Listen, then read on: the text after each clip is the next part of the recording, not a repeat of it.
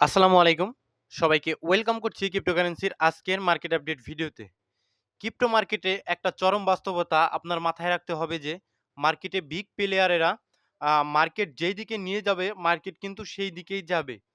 এখানে একটা বড় সত্যি কথা হলো আমরা আসলে কি এনালাইসিস করি? আমরা আসলে চার্ট এনালাইসিস করি। আর বিগ প্লেয়ারেরা আ মূলত এনালাইসিস করে আমাদের। ঠিক আছে? আমরা কিভাবে চিন্তা ভাবনা করছি, কোথায় সাপোর্ট রেজিস্ট্যান্স ড্র করছি, আসলে কোথায় থেকে আমরা কোথায় স্টপ লস দিচ্ছি, কোথায় থেকে আমরা আসলে এন্ট্রি নিবো, সমস্ত কিছু কিন্তু তারা এনালাইসিস করে। কি কারণে? আমাদের ম্যানিপুলেট করার কারণে। ঠিক আছে? যার কারণে আমরা যেভাবে ভাবি মার্কেটকে, ঠিক আছে? তার বিপরীতে যায়। ঠিক তেমনইভাবে আসলে Arbitrum, Manta, Notcoin, dogs coin আমরা যেভাবে ভেবেছিলাম মার্কেট কিন্তু তার উল্টো দিকে গিয়েছে। তো আজকের ভিডিওতে আরবিট্রাম, মান্ট্রা, নট এবং ডক্স এই ৪ টি কয়েন নিয়ে আসলে কথা বলার চেষ্টা করব যে কয়েনগুলো কি আবার ঘুরে দাঁড়াতে পারবে কিনা। তার আগে ছোট্ট করে মার্কেটের একটা আপডেট দিয়ে দিই। ওকে, বিটকয়েনের চার্টে যদি আমরা আসি ডেইলি টাইম ফ্রেমে সেক্ষেত্রে আপনারা দেখতে পারবেন স্পষ্ট এখানে আমরা আসলে চেঞ্জ অফ ক্যারেক্টার পেয়েছি, অর্থাৎ আমাদের লোয়ার হাইকে সুন্দরভাবে ব্রেক করে দিয়েছে। ঠিক আছে? সো আমরা একটা লোয়ার হাই পেয়েছি। তো গতকালের ভিডিওতে আমি আসলে আপনাদের বলে দিয়েছিলাম যে আমাদের এই যে এইটা হবে একটা রেজিস্ট্যান্স জোন। ঠিক আছে? তো এক্সাক্টলি এই রেজিস্ট্যান্সটাকে ট্যাপ করে মার্কেট কিন্তু এখন কারেকশনে রয়েছে। তো সিম্পলি এখানে আমাদের ইম্পোর্টেন্ট জোনগুলো এখন ডিফাইন করতে হবে যে মার্কেট আ আসলে কারেকশন নিবে, এটা তো স্বাভাবিক। কারণ মার্কেট উপরের দিকে চলে যাবে না। মার্কেট কারেকশন নিয়ে সুইং ক্রিয়েট করে, ঠিক আছে? হায়ার লো ক্রিয়েট করে মার্কেট উপরের দিকে যাবে। সিম্পল। এখন আমাদের এই জায়গা আমরা এইখানে একটা ইমব্যালেন্স দেখতে পাচ্ছি। সো আমাদের এই ইমব্যালেন্সের মিনিমাম 50% অন্তত যদি আসলে ফিল করে সেক্ষেত্রে মার্কেটের ৯০,০০০, ৮৯,০০০, $৮৮,০০০ কাছাকাছি মার্কেট রিটেস্ট নিলে মোটামুটি এটা কিন্তু একটা এইটা একটা আসলে বুলিশ ইমব্যালেন্স। ঠিক আছে? বুলিশ ইমব্যালেন্স মানে এই ইমব্যালেন্সে যখন প্রাইস আসবে তখন প্রাইসটা আসলে উপরের দিকে চলে যাওয়ার চেষ্টা করবে। সো কারেকশন নিলে আমি একটু ড্র করে আপনাদের দেখিয়ে দিব। যদি কারেকশন নেয় তাহলে আমাদের এই জোনের ভিতরে কিন্তু প্রাইস আসলে প্রবেশ করতে পারে। মিনিমাম এই জোনটার 50% আসলে কারেকশন নিলে আমরা মোটামুটি আ হেলথি একটা কারেকশন পাবো। আ আর যদি আমরা অন্যদিকে চিন্তা করি যে হাইয়েস্ট কতটুক কারেকশন আসলে মার্কেট নিতে পারে সেটা যদি আমরা আপনাদের আ দেখা দে দেখিয়ে দেওয়ার চেষ্টা করি, সেক্ষেত্রে আমরা একটা সিম্পলি ফিবো ড্র করব। ফিবো ড্র করে 0.5 লেভেল এবং 618 লেভেল। এই যে এটা আমাদের একটা ইম্পোর্টেন্ট জোন। কারণ কি? আমাদের এর উপরে থাকবে কি? প্রিমিয়াম জোন এবং এই 0.5 লেভেলের নিচ থেকে কি থাকবে? Discount zone. তো সবসময় এই যে ক্যান্ডেল গুলো দিয়েছে, এই ক্যান্ডেল গুলো কি কারণে দিয়েছে জানেন? এইখানে আসলে ইনস্টিটিউট লেভেলের ট্রেডারেরা, ব্যাংক লেভেলের ট্রেডারেরা, হেজ ফান্ড যারা পরিচালনা করে, মোট কথা মার্কেটের বিগ প্লেয়াররা এই সমস্ত ক্যান্ডেলে আসলে প্রবেশ করেছে।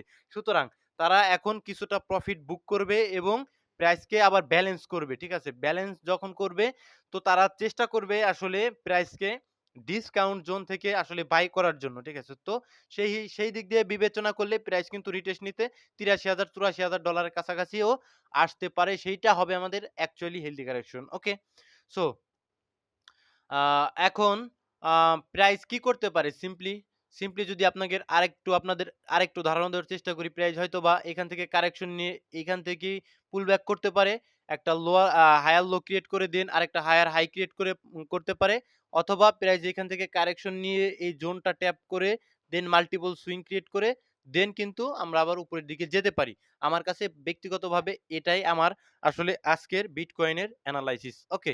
সো এখন মূল টপিকে চলে আসি। আরবিট্রাম, মান্ট্রা, নট এবং ডক্স। দেখুন সিম্পলি বুঝবেন, আমি ১ম এই আপনাদের বলে দিয়েছিলাম যারা মার্কেটে বিগ প্লেয়ার রয়েছে, যারা আসলে ইনস্টিটিউট লেভেলে ট্রেড করে, যারা হেজ ফান্ড পরিচালনা করে, ব্যাংক লেভেলে ট্রেড করে। তো তারা কি করে? তারা আসলে প্রতিনিয়ত আমাদের মতো রিটেল ট্রেডারদের আসলে ম্যানিপুলেট করার চেষ্টা করে। সিম্পলি আমরা যেখানে প্রচুর হাইপ যেই কয়েনগুলোতে প্রচুর হাইপ হবে সেই সমস্ত কয়েনগুলোতে প্রচুর লেভেলে রিটেল ট্রেডার থাকে।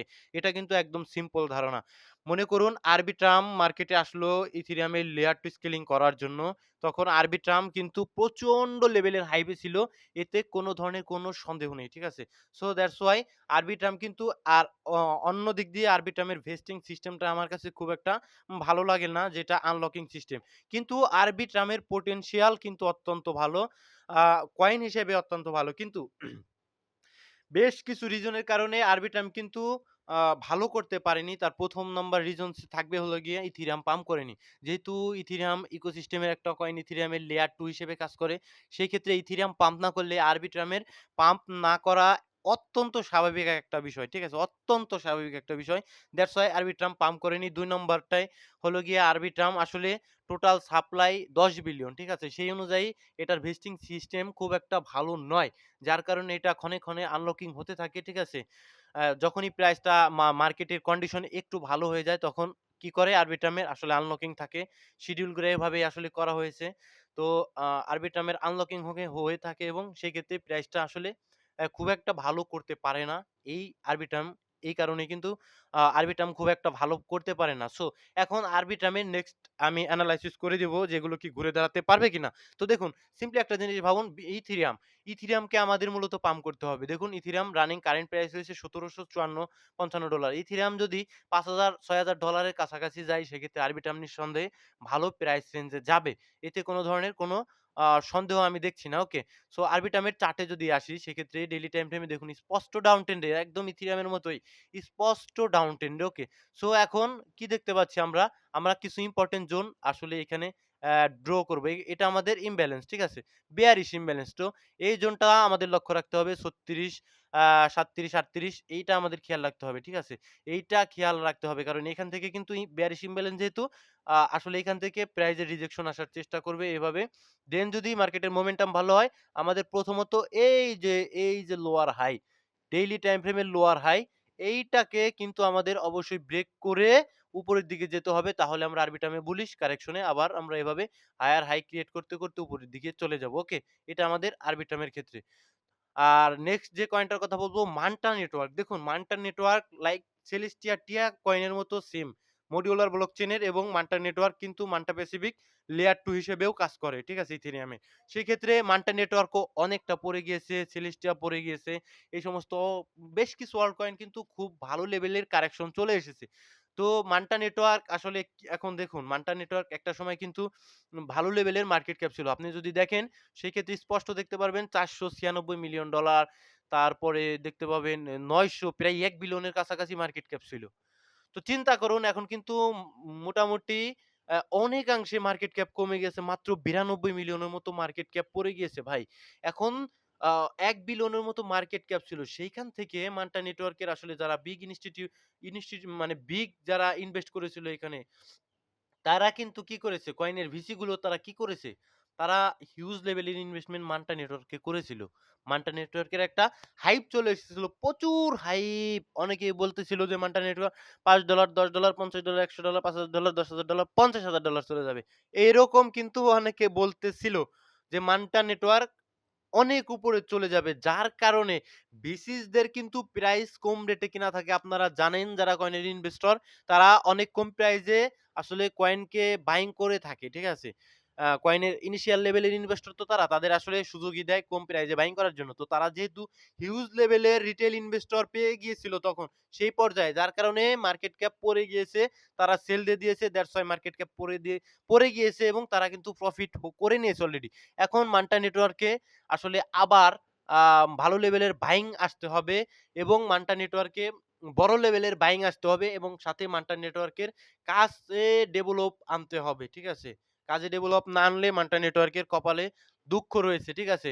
সো সিম্পলি $৮০-৯০ এটা তো আপনারা তার চেয়ে অনেক উপরে অনেকের প্রাইজে বাইং করা। ঠিক আছে? এই ৮০-৯০ সেন্ট এটা কিন্তু যাওয়া খুব একটা বড় বিষয় না এই মান্টা নেটওয়ার্কের ক্ষেত্রে।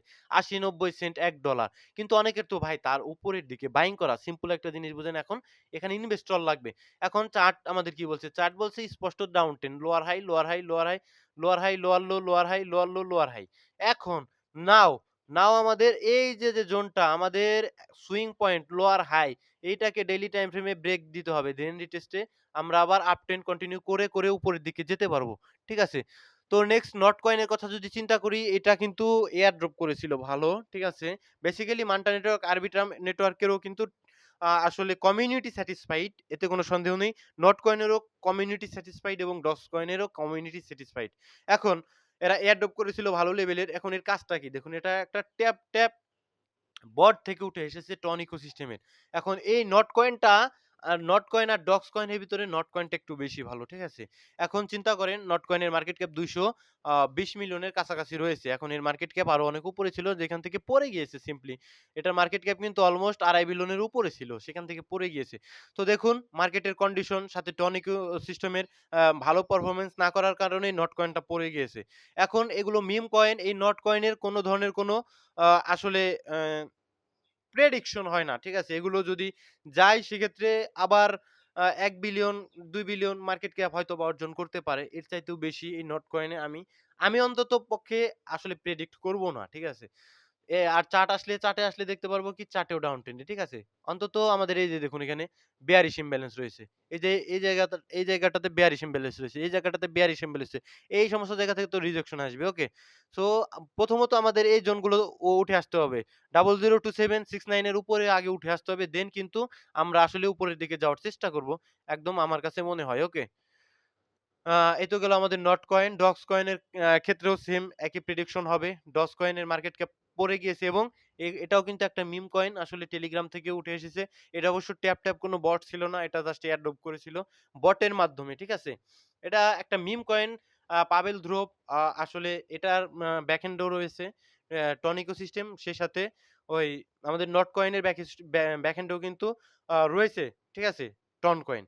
সো এগুলো টন কয়েনের উপর ডিপেন্ড করবে ভাই। মিম কয়েন এগুলো যদি আপনারা রেখে থাকেন, খুব অল্প পরিমাণে রাখার চেষ্টা করবেন আপনার পোর্টফোলিও, আদারওয়াইজ কিন্তু আপনি বিপদে পড়বেন। তো কমেন্ট পড়বো, ভিডিও অলরেডি লং হয়ে গিয়েছে।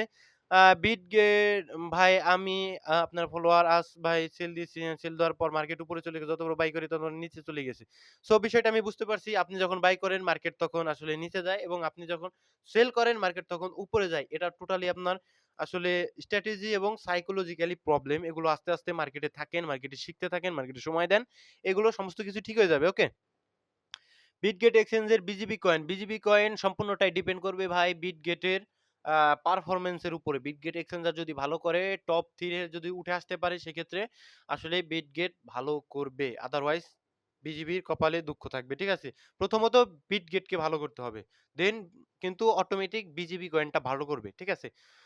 সো ভাই, হট কয়েন মাইনিং নিয়ে কিছু বলুন। এটা নিয়ে কোনো কিছুই আমার মতামত নেই। বিকজ এটা আসলে আ খুব একটা ভালো প্রজেক্ট আমার মনে হচ্ছে না। যদিও কয়েনের প্রাইস মোটামুটি ভালো হতে পারে। $১ কিংবা ৫০ সেন্ট, ২০ সেন্ট। ২০ সেন্ট থেকে $১ এর কাছাকাছি হট কয়েন যদি লিস্ট হয় দাম থাকতে পারে। আদারওয়াইজ এর যে একটা হাইপ, এটা কিন্তু কমে গিয়েছে। যদি এই হাইপটা নষ্ট করে ফেলে তাহলে এই প্রজেক্টটা টোটালি ট্রাস্টে পরিণত হবে এবং কমিউনিটিকে স্যাটিসফাইড করতে হবে। ঠিক আছে? তা না হলে অবস্থা খারাপ। টিআরবি কয়েনটা মোটামুটি দেখুন মার্কেট ক্যাপ কম ৭৪। ঠিক আছে? আর যদি আমরা all time high market cap দেখি, আ মোটামুটি চলে গিয়েছিল অনেক দূরে। মার্কেট ক্যাপের কথা যদি চিন্তা করি ৬০০ মিলিয়নের কাছাকাছি। সো মানি যখন ইনফ্লো হবে, এই টিআরবি কয়েনটাতেও কিন্তু আসলে মানি আসা শুরু করবে। ঠিক আছে? সো নেক্সট কমেন্টটা যদি পড়ি, আ ও ভলিউম আসলে ভাই, এটা ভলিউম কত পার্সেন্ট হলে বুঝতে পারবেন ফেক পাম্প না। দেখুন, ফেক পাম্প আর রিয়েল পাম্পের উপর শুধুমাত্র ভলিউম ডিপেন্ডেন্ট না।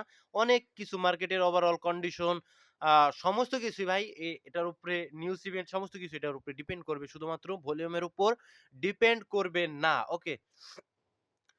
বং পেপে কয়েনগুলো কি? হ্যাঁ ভাই, এই ২ টা কয়েন আমার কাছে পার্সোনালি মনে হয় যদি আপনি ইনভেস্ট করে থাকেন অনেক দিনের জন্য, এই ২ টা কয়েন অবশ্যই আসলে অল টাইম হাই ব্রেক করার সম্ভাবনা রাখে। স্টেকনেট কয়েন, লেয়ার 2 দেখুন, লেয়ার 2 স্টেকনেট নয় শুধু, আরবিট্রাম, অপটিমিজম, পল সমস্ত লেয়ার 2 ক্যাটেগরির কয়েনগুলোই কিন্তু একদম বেহাল দশা। ঠিক আছে? সেক্ষেত্রে প্রথমত ইথেরিয়ামকে পাম্প আসতে হবে। আর IO.net এই কয়েনটা আপনি রাখতে পারেন ভাই, কয়েন ভালো আছে।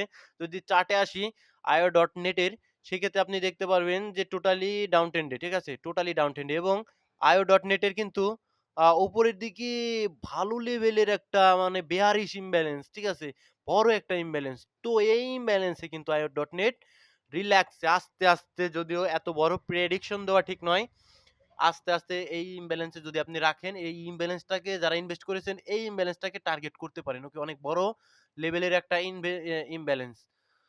এখানে কিন্তু অনেক বড়, বড় আসলে সেলিং প্রেশার এসেছে। আসলে কয়েনগুলোর বিগ হোল্ডারদের তরফ থেকে। ওকে? সো নেক্সট যদি কমেন্টের কথা চিন্তা করি, সলোনা এগুলো আসতেই পারে। সিম্পল। আইসিপি কয়েন ভালো। সলোনা কি স্ক্যাম করবে? নিভার। এটা আসলে ক্রিপ্টো মার্কেটের কথা বলা যায় না। তবে সলোনার ক্ষেত্রে স্ক্যাম করার চান্স নেই বললে চলে। টিআরএক্স এরকমই ভাই। টিআরএক্স খাওয়া-দাওয়া বন্ধ করেনি। টিআরএক্স যখন পাম্প করে তখন কিন্তু ভালো লেভেলেরই পাম্প আসে। ঠিক আছে? আর অন্যান্য আমি তো আপনাদের আগেই বলে দিয়েছি টিআরএক্স অন্যান্য কয়েনের ধার ধারে না যখন পাম্প আসে। কে কি করলো টিআরএক্স এর দেখার টাইম নাই। টিআরএক্স কিন্তু পাম্প আসে। তো ভালো থাকবেন সকলে, সুস্থ থাকবেন। দেখা হচ্ছে পরবর্তী কোনো ভিডিওতে। আসসালামু আলাইকুম ওয়া রাহমাতুল্লাহি ওয়া বারাকাতুহু।